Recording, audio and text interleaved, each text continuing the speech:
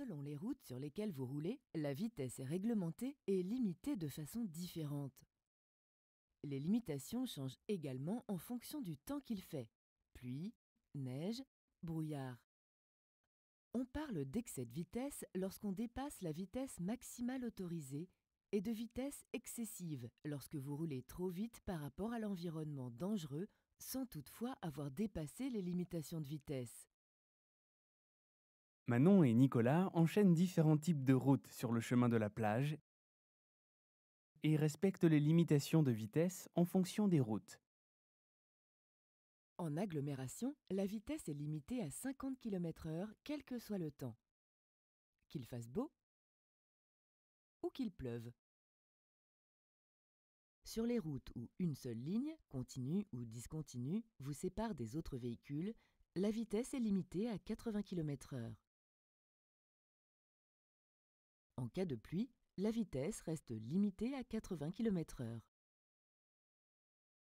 Exception, sur les routes séparées par une ligne médiane, lorsqu'il y a deux voies de circulation dans le même sens, la vitesse est relevée à 90 km/h uniquement du côté où il y a deux voies. Sur les autoroutes urbaines, c'est-à-dire qui traversent les villes et les routes à deux chaussées, séparées par un terre-plein central, la vitesse est limitée à 110 km/h. En cas de pluie, la vitesse est abaissée et elle est limitée à 100 km/h.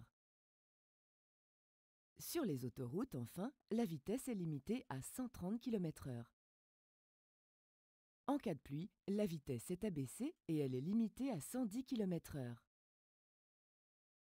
Partant de brouillard, quand la visibilité est inférieure à 50 mètres, alors la vitesse est limitée à 50 km/h, quelle que soit la route, que vous soyez en agglomération ou sur une autoroute. La neige et la grêle sont considérées comme des temps de pluie. Si vous êtes en période probatoire, c'est-à-dire que vous avez votre permis depuis moins de 3 ans ou moins de 2 ans pour ceux qui ont suivi la conduite accompagnée, les vitesses sont limitées comme s'il pleuvait.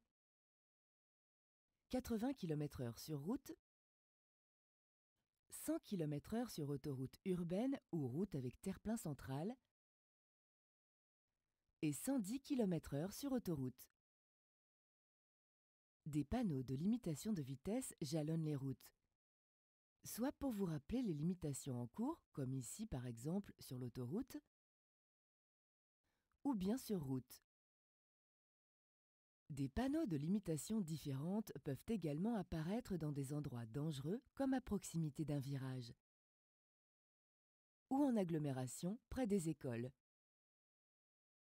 Ces panneaux prennent effet à hauteur du panneau et cessent au prochain panneau de fin d'interdiction ou au prochain panneau de fin de limitation correspondant à la vitesse. En l'absence de panneau de fin de limitation ou d'interdiction, la limitation prend fin à la prochaine intersection dans les agglomérations ou sur route. En agglomération, les panneaux de zone limitent la vitesse dans un espace plus grand, regroupant plusieurs rues et intersections. Il faut attendre le prochain panneau de fin de zone et non la prochaine intersection pour que la limitation soit levée. Le panneau d'entrée d'agglomération signifie aussi une limitation de vitesse à 50 km/h. Lorsque vous sortez de la ville, vous pouvez de nouveau rouler à 80 km/h sur une route à deux voies. Si le panneau de limitation est juste au-dessus du panneau d'agglomération, alors la limitation de vitesse peut changer. Ici, par exemple, vous pouvez rouler à 70 km/h sur cette route lors de la traversée de la ville. Il existe aussi des panneaux d'obligation de vitesse minimum, comme ceci, ainsi que le panneau de fin d'obligation correspondant. Enfin, sachez qu'il y a une vitesse obligée sur la voie de gauche de l'autoroute qui est fixée à 80 km/h. N'empruntez pas cette voie en dessous de cette vitesse. Les panneaux de danger vous invitent toujours à ralentir et à réduire votre vitesse en raison d'obstacles possibles ou de dangers. De manière générale, évitez de rouler à une vitesse excessive ou inadaptée par rapport à la situation. Vous devez toujours rester maître de votre véhicule. Vous devez donc rouler moins vite que la vitesse autorisée en fonction de l'environnement.